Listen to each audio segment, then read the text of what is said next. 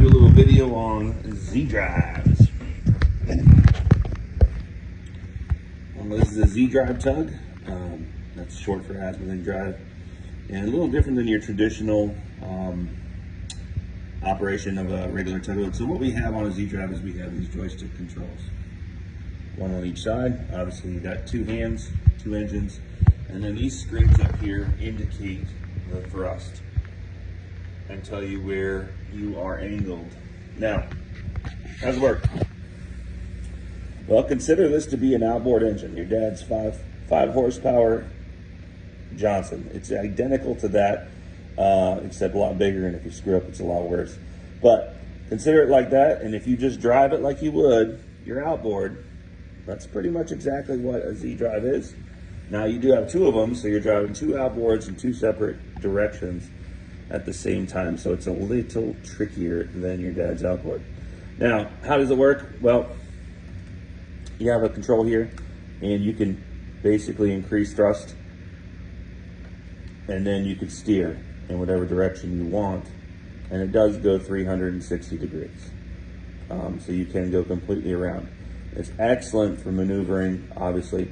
Now, these Z drives are unique in that we have reverse as well. Most Z drive tugs do not.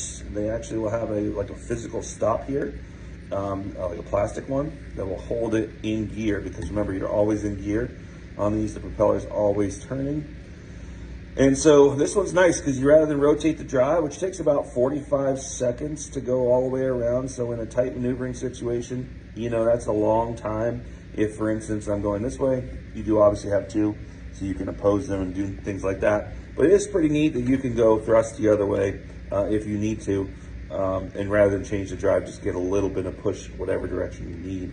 Or you can, of course, always increase on the opposite drive. But where is reverse useful? Let's talk about it.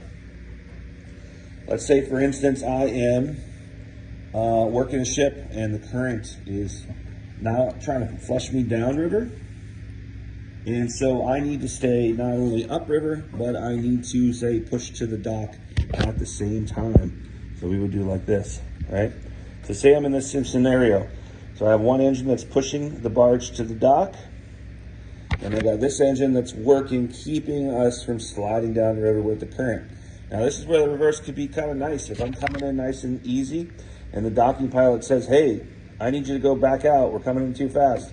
Rather than have to shift the drive the entire way around and wait for it to come around, I can reverse the thrust on the same and keep the direction without having to involve this one if this one's the one that's holding me upriver. So it is very nice to have the reverse. It is not as strong as a head, but it is useful, because if he says, hey, you're coming in too hot, I back out a little bit, come in again, you know, we can do that back and forth. So that's a pretty sweet thing to have.